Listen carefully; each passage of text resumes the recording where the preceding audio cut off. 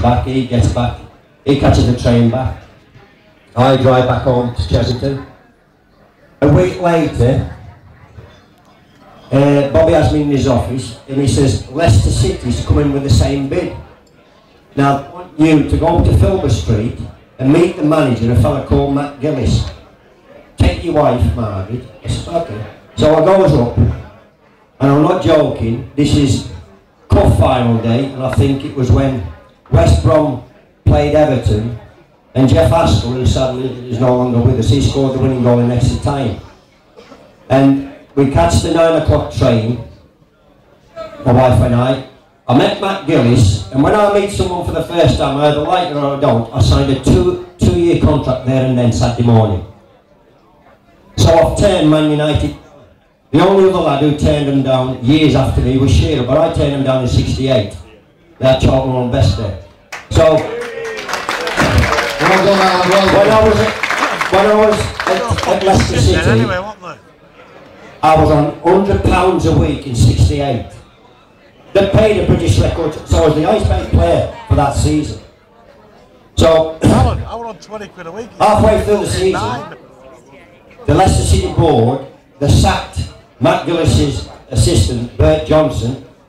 Matt Gillis resigns, and I know you're from Ireland, but he's replaced by a fella called, an Irishman called Frank O'Farrell.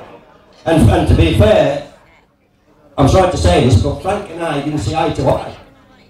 Because on the very first day of the training ground, he pulls me to one side and he's talking about our goalkeeper, Peter Shilton, up one side, down the other. I'm thinking, well, he'll talk to Schultz about me tomorrow. Anyway, cut long story short, we got to the cup final, and there's only an Irishman can do this.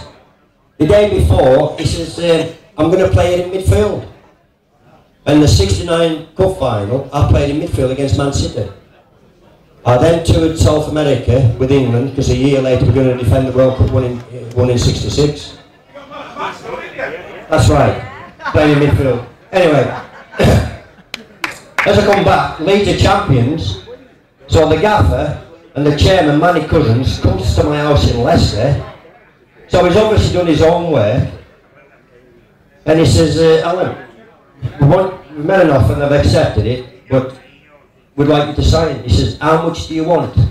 God's my judge as I stand here, bear in mind they're paying a British record, I broke it in a year, like 165.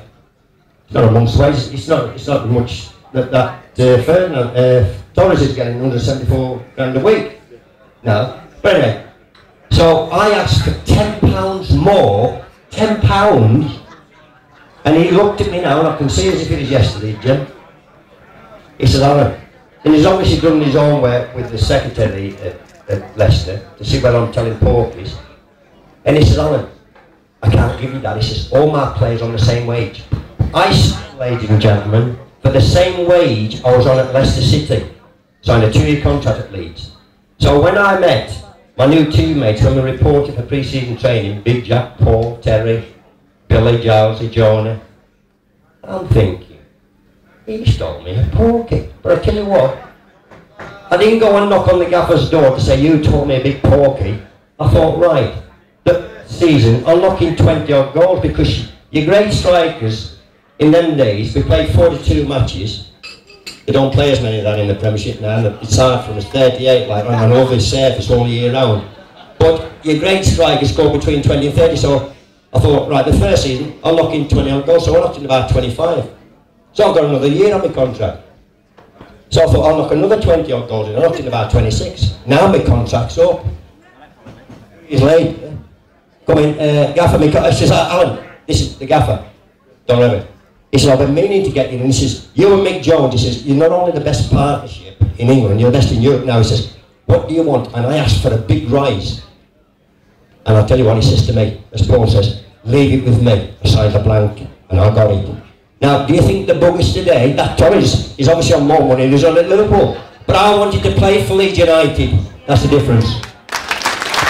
Thank you very much, Alan. This is the next question. Next question's for you, Tilly. Next question's for Tilly Orth. Hello to you, yeah? 2 questions, mate. First question. It's a pleasure to speak to you, mate. I will look after you. Is there any chance I get Gabby's number? No? I knew that was coming, you know. Right, okay. Can I just stop you there? I've got another question, but go on. Carry on, go on. When Gabby first got on Sky, the whole family went to the Flying Pizza in Leeds. And Gabby was sat next to me. Quiet please, bit quiet please.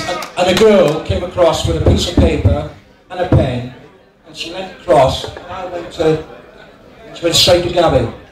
And I thought, well, that's your day's finished, son. You know what I mean? I go to football grounds now and they say, you know what this is, don't you? It's Gabby's dad. So go on, sorry. Right, second question, sir. You played for Wales and obviously Leeds United. And every time you got selected for Wales, you were available. Can you tell me, right, I'm going to mention 2 players now, right, who most people in this room will dislike. Where's the passion here for Wales? Like, I'm talking about like Ryan Giggs, Craig Bellamy. They're never, obviously they're Welsh and they play for Wales, but there's numerous occasions when they're part of the squad. What I'm trying to say is, like, in your day, if you got picked for Wales, you were there and you play. These 2 players seem to me that they don't really turn out, so the passion's changed, hasn't it? Well, I think, you know, I would never ever not turn up to play for my country. It's the biggest honour you can get in a game, except for being manager of your country. But there's been times when, and I'll give you an instance, we were playing Republic of Ireland and we met up in London, and I sat in the lounge and I saw Mark Hughes come in, Clayton Blackmore come in, but no Ryan Giggs. So about 12 o'clock at night, I rang Alex at his house. His wife said he's in bed. Now me and Alex didn't have a good relationship anyway, probably from Leeds United to Man United. But his wife said he's in bed. I said, well, I need to speak to him. So she transferred me through to the bedroom. He said, hello, in a right grumpy voice. I said, it's Terry here. I said, I just wonder where Ryan Giggs is. He's injured. I said, oh, thanks very much for telling me. So he said, well, he's not turning up. So I turned to him and I said, Alex, I've got a house, I've got a mortgage, I've got 4 kids. I've got to look after them. Couldn't you ring me and say to me he wasn't turning up? No chance. The man, forget scum, he's a twat.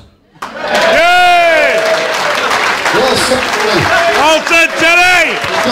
we've got another question here from the true Leeds United fan.